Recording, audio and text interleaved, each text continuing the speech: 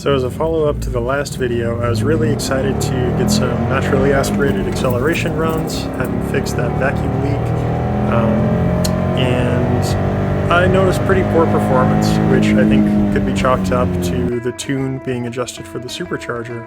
But more concerningly, later that day, I noticed oil pressure the lowest I've ever seen. So here in this set of photos, we see oil pressure below 1 psi past the filter, 0.5, 0.7, which was extremely alarming. You know, what changed? You know, how did the engine start to drop oil pressure so suddenly? My first thought was I was overfueling the oil to the point where I diluted it with fuel to make it that much thinner. I mean, I'd only driven, I don't know, 10, 20 miles since removing the supercharger, but that was kind of my working theory.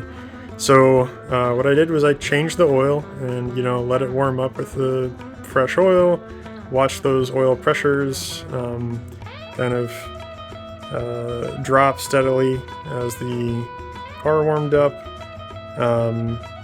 Once I had it almost all the way up to temp, I went for a test drive, and I noticed pretty much the same concerning oil pressures dropping, you know, well below 10 psi at 1000 rpm, and, you know, 10 psi per 1000 rpm is about what I would like to see. Until I started recording and kind of had a eureka moment where I realized that the oil pressures were dropping pretty much in tandem with changes to intake manifold vacuum. So with an NA car, when you're off throttle, there's a pretty strong vacuum in your intake manifold, and when you open the throttle, the vacuum goes away. It approaches atmospheric pressure. Even while moving, there can be fairly remarkable drops in oil pressure just by modulating the gas. So here, I'm gonna let off the gas, get on the gas, let off the gas. Did you see that go to 0? Slowly get on the gas.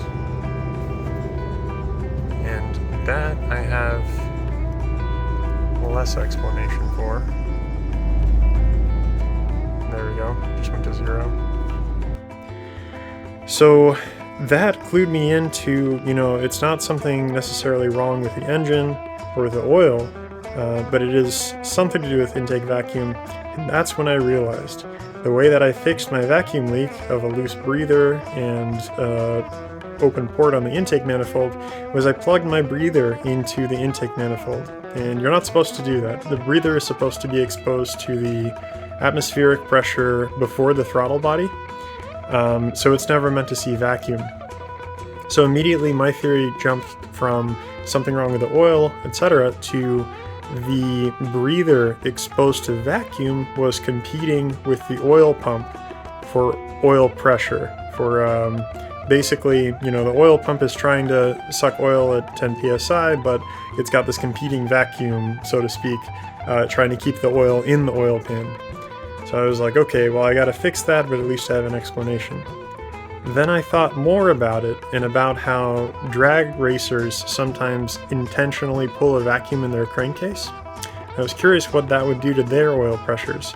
And then I realized that the drop is, of course, related to vacuum, but there isn't actually any harm to oil flow or oil pressure in these conditions. It's only that all of the oil pressure gauges reference atmosphere to compute their oil pressure reading.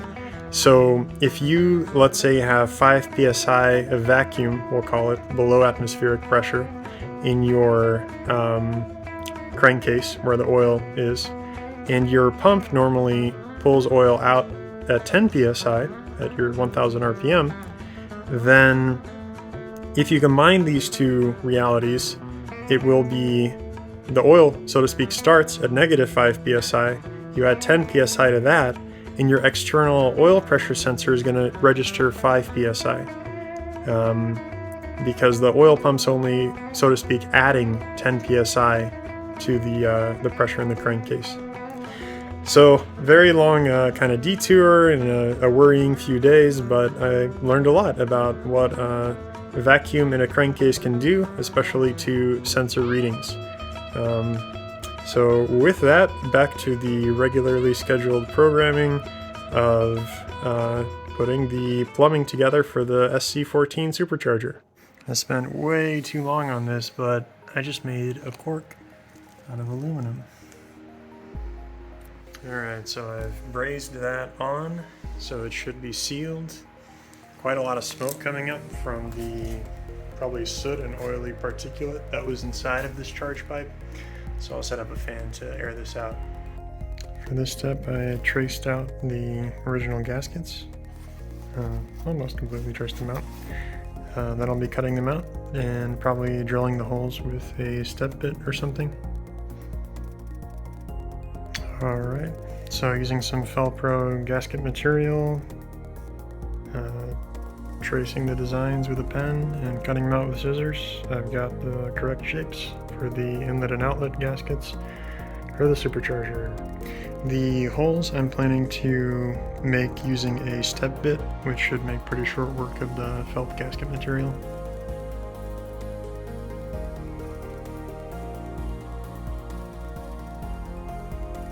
Here I've applied some JB Weld to join this pipe to the intake manifold of the Supercharger.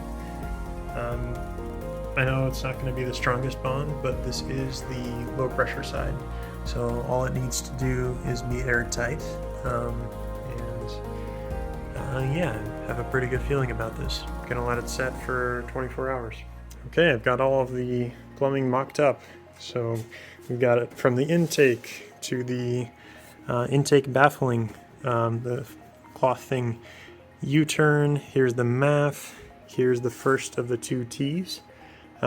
So if we're in supercharged mode, air goes into the supercharger, out the back, past the recirculating blow-off valve, through the intercooler, and through this T into the engine. This is the bypass valve, so when it's shut, we're in supercharged mode, and the air path I just showed you is the one air path through the engine. If that valve is open, air is welcome to try to go past the supercharger, but it's not going to be spinning, so most of the air will actually flow through the intake past the MAF sensor and go this way down the T, over here through the open valve and into the engine through this T here.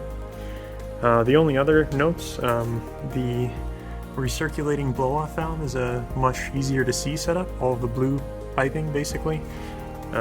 So this is the pressurized charge pipe section past the supercharger. If the throttle suddenly closes, there's a vacuum here. This valve will open and excess boost will vent into here. So even if we're in supercharged mode and this valve is shut, that pressurized air can still make its way back in through the supercharger and towards the engine. So yeah, that's about it. This breather hose is teed into the fitting for the recirculating blow-off valve. I've still got this boost and vacuum reference plugged into the intake manifold. At this point, all of the hose clamps are on. It was way more than I expected. I think the T's, kind of multiply the number of hose clamps used. But yeah, through the inlet to the supercharger, back down to the MAF. Over here we've got this T leading to where the recirculating blow-off valve tees in, the breather hose. Here we've got the diverter. We've got hose clamps on the pressure side leading towards the throttle body. We've got the supercharger mounted back up. I'll need to figure out probably just to plug these 3 ports to the supercharger. I'm sure the car used them as, vacuum ports or whatever. The Previa would have actually had the throttle body pre-supercharger, so they could have worked that way. So yeah, the next steps besides plugging those ports are to finish the wiring.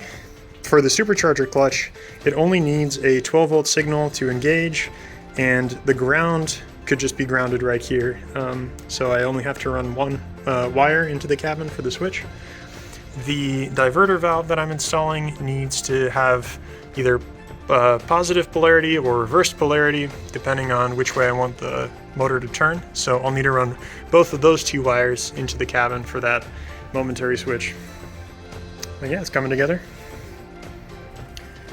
These plugs are installed on all 3 ports. I don't want to waste time figuring out precisely which part of the supercharger they connect to. We just don't need any leaks. I've put together some of the wiring. So I've got the cable I'm going to run into the cabin. I've also made the ground lug for the supercharger clutch. Finally, I figured out where I want to put my controls. This is the heated steering wheel panel just ahead of the gear shift. So I've secured the switches to it. Quite a solid engagement here.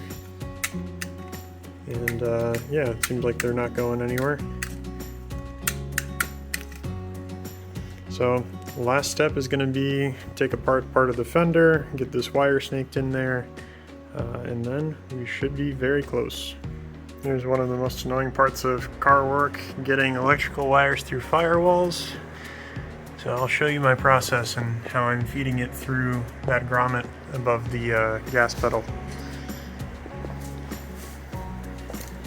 So here in the car, I am pulling it through with a flathead screwdriver modified to act as a hook. And you'll see what I've got it attached to. This is just a 18 gauge wire or 20 gauge wire taped up to my bundle of wires. And there we have it. Fairly painless. And this is sharp enough to poke through rubber grommets. All wrapped up in the engine bay now. We've got the wiring connected, tucked out of the way for both the diverter valve motor and for the supercharger clutch. And it's going in through the firewall. So now, moment of truth, will it shut? It did close.